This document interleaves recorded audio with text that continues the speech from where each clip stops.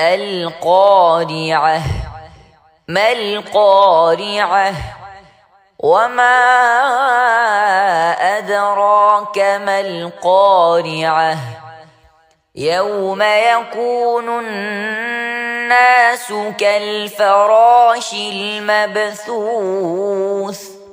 وتكون الجبال كالعهن المنفوش فأما من ثقلت موازينه فهو في عيشة راضية وأما من خفت موازينه فأمه هاوية وما